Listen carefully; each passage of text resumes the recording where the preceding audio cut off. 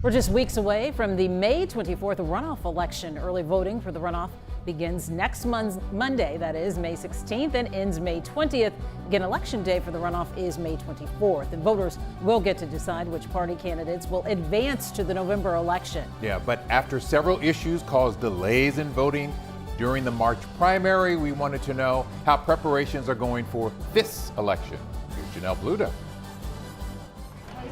We're less than a month away from the May 24th runoff election, and preparations are well underway. Getting those voting machines out, preparing them, checking them. Just months after the March primary elections, which both parties agree had some problems. There was nothing that went right on March 1. What you saw March 1st was new machines, new laws, new office, and just trying to figure it all out. Like the primary, the May runoff is spearheaded by Democratic and Republican parties. There's a lot of more things that we have to agree on. And so part of this is the polling locations. And when you have an election run by opposing parties, conflict can happen. So Republicans and Democrats may have disputes about where to put these polling places because they both want them to be closer to their voters. The parties finally settled on 260 polling locations for the runoff, but it wasn't without weeks of disagreement. They fought over wanting even more locations, what locations, and so it took them about a month to sort it all out.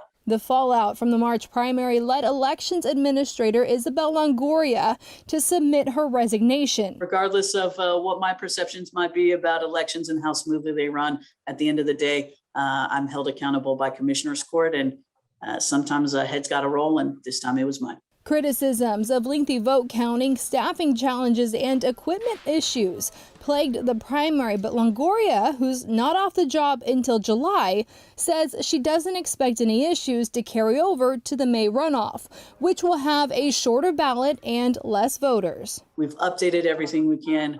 We've improved every process we can, but ultimately voting is safe, secure, and accessible in Harris County, and we intend to keep it that way. Democrats say they're confident the election will be smooth. We all have to slow down and just make sure that we're getting it right. But Republicans have their doubts. If our judges and clerks do not get adequate support from the county, our party's ready and willing to step up to help our judges and clerks. In Houston, Janelle Bluda, KHOU 11 News.